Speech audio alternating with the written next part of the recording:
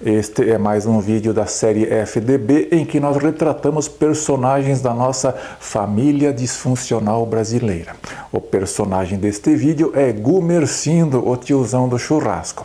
Olha, o Gumercindo é o homem mais velho desta família, é o patriarca. Ele é famoso pelos ótimos churrascos que promove e por suas frases inesquecíveis, tipo, antigamente aqui era tudo mato. Quer conhecer melhor o Gumercindo? Fique comigo, Radamés Manosso, aqui em Curitiba. O Gumercindo é um representante da geração Boomer, aqueles que nasceram entre 1946 até 1964. Ou seja, ele é uma pessoa nascida no pós-guerra mundial. O Gumercindo é filho de imigrantes, teve uma educação católica, ele é o que nós podemos chamar de um conservador rústico. Ele tem ideias conservadoras, mas não porque ele tenha lido ali Burke, Roger Scruton ou Chesterton. Ele tem aquela visão do conservador, do homem comum, que Chesterton admirava muito, admirava essa figura aí do homem comum. O Gumercindo casou-se jovem, aos 25 anos, ele casou com a dona Amélia, que na época tinha 22 anos, e eles tiveram 3 filhos, o Nando, o Wendel e o Miqueias. Todos eles nasceram antes do casal completar 30 anos de idade. Ou seja, Gumercindo e Amélia tiveram a formação da sua família e o nascimento dos seus filhos ainda no auge biológico, antes dos 30 anos, como recomenda a cartilha daqueles tempos passados em que eles viviam. Naquela época, a moça tinha que escolher o seu companheiro para a vida inteira a partir do potencial que ela via nele, porque o casamento era feito aí nos verdes anos da juventude e não tinha aquela coisa de ficar lá na linha de chegada esperando por um homem já bem sucedido, com todos os aspectos da vida bem resolvidos. Então a dona Amélia escolheu o Gumercindo porque ela via nele um potencial. E eles tinham que casar no auge biológico, e o auge biológico não costuma coincidir com o auge patrimonial, com o auge financeiro, com o auge intelectual do homem. Na época em que casou, Gumercindo era apenas um rapaz com pouco estudo, mas com muita disposição para vencer. E, felizmente, ele viveu uma época de grandes oportunidades. O mundo estava passando por um boom populacional, a população estava crescendo muito. Para onde o Gumercindo olhava, ele enxergava apenas mato pela frente, ou seja, havia muita oportunidade para crescimento na vida naquela época. E o Gumercindo soube aproveitar. Ele foi trabalhar aí no setor da madeira, ele criou uma empresa para beneficiamento de madeira, se deu muito bem e a partir disso o Gumercindo construiu um patrimônio sólido. Hoje o Gumercindo e a dona Amélia, eles têm uma boa casa na cidade, eles têm um sítio, eles têm uma casa na praia, eles têm imóveis alugados e têm uma empresa de porte médio bastante sólida no mercado. Enfim, a questão financeira para o Gumercindo está bem resolvida. No ramo sentimental, o Gumercindo não pode se dizer que ele se deu mal na vida. Afinal, ele casou com uma boa esposa, a dona Amélia, que era uma mulher que perfeitamente adaptada ao que se exigia de uma mulher naquela época. Antes de casar, o Gumercindo costumava frequentar ali a Casa da Luz Vermelha, onde ele encontrava ali válvulas de escape para suas necessidades biológicas. Vamos dizer, naquela época, para um rapaz, não havia muitas opções aí para extravasar as necessidades biológicas de um homem. E dizem as más línguas que por um certo período o Gumercindo até se enrabichou com uma moreninha lá da Casa da Luz Vermelha. A coisa estava indo para um lado que não iria ser muito propício para o futuro do Gumersindo. Mas, felizmente, pela sua visão pragmática da vida, chegou uma hora que ele chegou à conclusão que não, aquela moreninha não era a melhor opção para o futuro do Gumersindo, e daí ele acabou encontrando a Dona Amélia, com quem está casado até hoje. Mas olha, o Gumersindo está casado, mas ele não está morto. Dizem as más línguas que o Gumersindo tinha algumas amantes aí pela cidade, inclusive naquele tempo, vamos dizer a verdade, amante era uma espécie de profissão, era uma opção de vida que algumas mulheres adotavam, como uma forma de resolver aí sua condição financeira, buscando apoio num homem bem-sucedido, tipicamente o Gumersindo, sabendo de antemão que jamais o Gumersindo abriria mão do seu casamento com a Dona Amélia, porque na visão do Gumersindo, casamento é indissolúvel, é para sempre. Contam as más línguas que o Gumersindo até tenha um filho com uma dessas moças com quem ele mantinha um relacionamento oculto, mas tudo ainda está no terreno aí das conjecturas, não existe nenhuma confirmação em respeito a isso. Com relação à Dona Amélia, podemos dizer que o Gumersindo ele tem uma visão romantizada da sua esposa, uma visão que remonta àquele período cavalheiresco lá dos cavaleiros que faziam a corte às damas e às donzelas de antigamente. Nesta visão, cabe ao cavaleiro prover e proteger a donzela indefesa. Sim, o Gumersindo ele realmente pedestaliza a Dona Amélia. Para ele, ela realmente é a rainha do lar. Enfim, nesta visão de mundo que foi concebida justamente para favorecer o casamento indissolúvel, o seu Gumersindo tem realmente uma relação platônica em relação à sua esposa, ele pedestaliza. Para ele, a Amélia sempre será aquela donzela indefesa a ser protegida. Para a gente entender a cabeça do Gumersindo, a gente tem que entender o tempo em que ele viveu. O Gumersindo nasceu no pós-guerra mundial, ou seja, a sociedade passou neste período por uma grande transformação.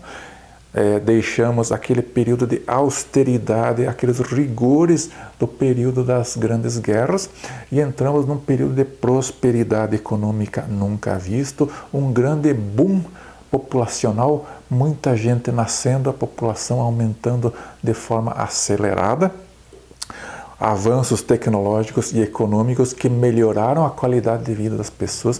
Ressalto aqui a questão da pílula anticoncepcional, que foi decisiva nas mudanças de comportamento. Então, naquele período, surgiu a contracultura, que era uma reação àquela austeridade dos tempos da guerra, onde houve uma liberalização de costumes sem precedentes na sociedade. E o Gumersindo é o resultado destas transformações. O Gumersindo é uma pessoa anfíbia, ele tem um pé em cada época. Ele passou ali, transitou naquele período de fermentação e de transformação social. Muitos dizem que foi lá naquela época que começou a decadência que nós estamos vivendo hoje, esta degradação completa do mercado dos relacionamentos, que está surtindo seus efeitos muitos anos depois de ter o seu start acontecendo lá no período da contracultura. Então, tipicamente, o Gumersindo, na juventude, ele usou o cabelo comprido, ele usou calça bocassina, ele usava aquelas roupas espalafatosas daquele período, ele escutava a Jovem Guarda. Neste aspecto, o Gumersindo era um inovador cultural naquele período, mas ele dividido ali entre dois mundos. À medida que amadurecia, ele passava daquela condição de incendiário para a condição de bombeiro, o que é típico na vida de qualquer pessoa. À medida que você amadurece, você vai se tornando mais conservador. Quando acontece o contrário, realmente aí estamos diante de um problema.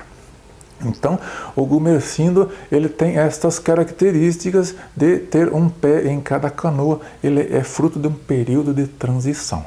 O fato de o Gumersindo hoje ser um conservador é resultado de uma certa nostalgia que ele vê em relação ao passado, mas muita gente nos dias de hoje vai dizer que ele realmente contribuiu para o estado de coisas que nós estamos presenciando na realidade. Se hoje a fertilidade da mulher está em queda, os divórcios estão aumentando, aumenta o número de mães solo, as relações estão fluídas, a sociedade deixou de ser uma sociedade sólida e passou a ser uma sociedade líquida. Então, o Gumersindo, ele teve um papel nessa história.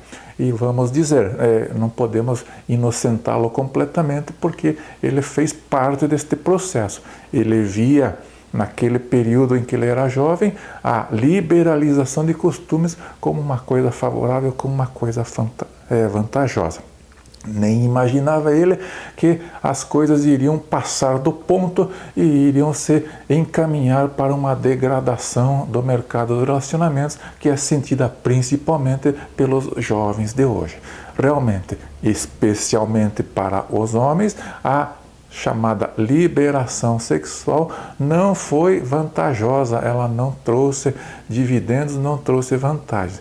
Traz vantagem para algumas mulheres, para alguns homens específicos, mas no geral o mercado dos relacionamentos de hoje é bastante degradado, bastante decadente e tudo começou lá na geração boomer, a geração do pós-guerra mundial.